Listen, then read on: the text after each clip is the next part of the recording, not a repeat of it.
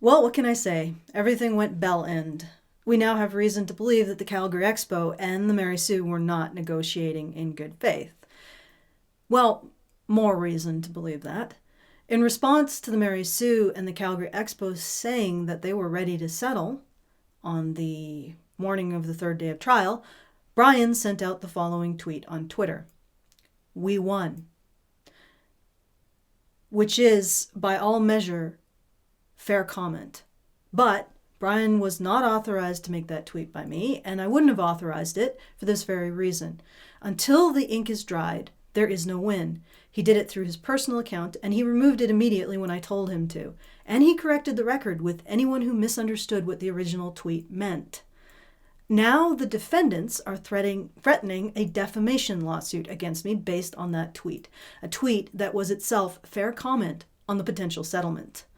I look forward to the wave of social justice warriors who will pick up on this and consider it a legitimate defamation suit and not a slap suit, because they don't, but they won't see what the Calgary Expo and the Mary Sue did, saying I harassed people at a panel and lied on my contract, both provably false accusations that they knew were provably false when they said them, and still uncorrected accusations nearly 3 years later as somehow legitimate. And this is not the first threat. It's a culmination of a number of threats the Calgary Expo and the Mary Sue's counsel has made, including that he'll sue us into the ground and take the Badger Cave away.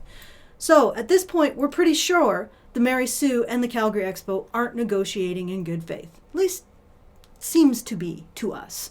Needless to say, that means we go back to trial. When do we go back to trial? Looking like February of next year, 2019. When I started this, I didn't think it would drag on this long. I didn't think it would be this hard or this scary or the defense this recalcitrant. Not to mention last year, because of patrons' behavior, we lost a substantial amount of revenue and patrons. Many of them, instead of going to feedthebadger.com or Maker Support, just left us, because it's apparently more important to hurt Patreon than support us. And I'm sorry if I sound a little cranky, but that really sucks.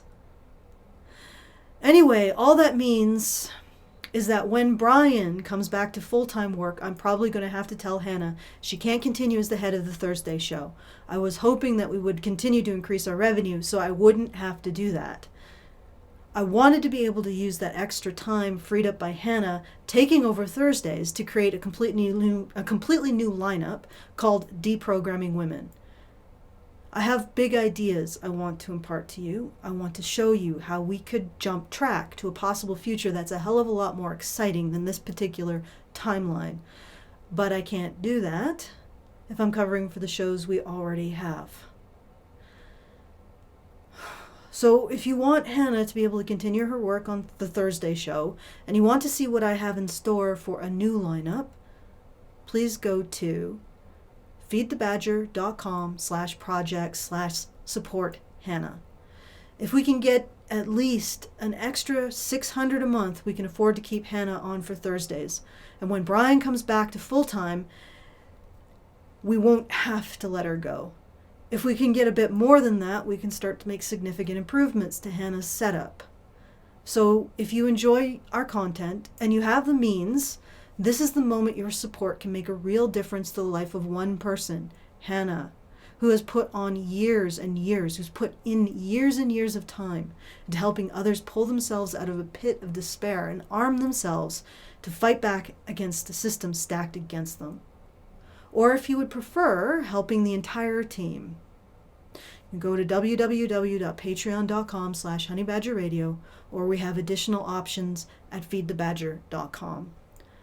I would really appreciate you taking the stress of making sure Honey Badger Radio has the funding to continue and expand off my shoulders. And I'm very excited about being able to show you an entire new world of ideas. I really don't want to not be able to do that. Now, remember this allegation of harassment, my subsequent eviction from the Calgary Expo, and the smearing of myself and my business in media all started because I said the following during a feminist panel. I believe we should talk about men's issues too, not just for men's sake, but because it challenges the notion that women are victims. That's it. That sentiment could be lifted from a number of second-wave feminists. But now it's good enough to get the goons sicked on you. Do you want to know why? Because feminism is not about empowering women. It never was. If it was, it would fight back against the stream of acid spewing all over women everywhere, painting them as victims of men's society and everything on flimsy or outright manufactured evidence. The stream that erodes women's confidence in their lives, achievements, and their freedom. And you notice the trajectory of this. It's always more victimhood. And also erodes men's actual lives. It's amazing to me when feminist women point at us and say, you're the ones supporting the status quo. You're the ones with the easy path. You're the ones with internalized misogyny. I'm in the process of experiencing the sheer level of mendacity that feminists and feminist-friendly organizations are willing to engage in to shut up one woman. A threatened defamation suit. Threatening my freaking livelihood. Threatening the place for something I didn't even do. If you don't play by the feminist harem rules, a big burly feminist comes out of nowhere, grabs you by the hair, slams your skull into the ground, and stomps on it until you're near unconscious. And then he or she waves over a bunch of other burly male feminists to gang rape you into submission. Metaphorically, only sometimes literally. And then feminists have the audacity to look up at us, at me, at the women outside the harem, who don't want to go anywhere near that shit, look up weeping blood and holding in their prolapsed vagina and say, you're the ones being disrespected. I don't care how much respect those male feminists give you when you're in the harem. What matters is how much they brutalize you when you step out. That, ladies, is the definition of a prison. And when you point to the men I run with and you say they don't respect you as a woman because they don't build you a safe space. You're right. They don't respect me as a woman. They respect my actions. My actions are my responsibility. And it's my responsibility to be held to account for those actions. That means listen and believe doesn't apply to me because it might impact men's due process. That means I have to take the responsibility for men's vulnerabilities and not exploit my strength as a woman to do harm. And that's what you are doing. You're doing harm. You're right, the men I run with don't make me a Me Too safe space, harem of no responsibility and ultimate vulnerability. But do you know what else the men I run with don't do? They don't enforce the prison either. And trust me, sister, you live in a prison. There's always a catch, ladies. There's always a trade-off. Freedom means risk. And if you want to create men obsessed with minimizing your risk, they will also minimize your freedom. And they'll do so with all of the violence of the self-righteousness you granted them. I am entrapping you, I am raping you, I am beating you for your own good. I'm shooting you in the head in a parking lot for your own good. How dare you try to leave my protection? I created HoneyBadgerRadio to fight back against all of this, all of it. Not just because I wanted to depress people about the state of the world, but to equip them to fight back against it, to light that fire in people who are despairing. Because if you can learn from the world around you, you can learn how it operates, then there's no need for despair, because you can fight back or build something new. I want men who have the strength to assert their truth on equal terms with women, and I want women who have the strength to be free. I don't care who threatens me with a fucking defamation suit or taking away the one place in the world where I'm able to work because it accommodates my social anxieties.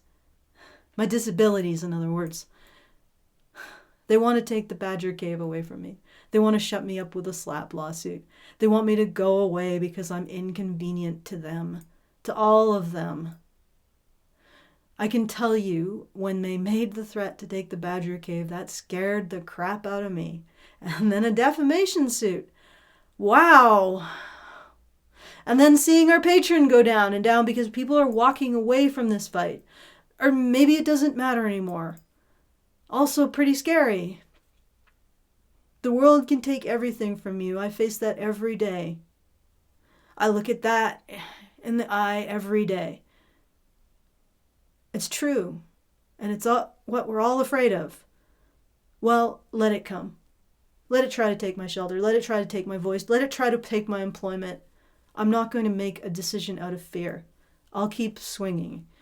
because I can see what we can be if we stop being afraid of the world and what it will do to us and start fighting for each other. Men standing up for themselves and women standing up for men and women standing up for each other against a narrative that tears us both down and tears us both apart. I want to see you fight back. I want to see you make a stand. I want to see you motivated to help each other and help us fight the good fight. And if you want to see us do the same, please go and support us. Volunteer, resources, whatever. feedthebadger.com. Thank you.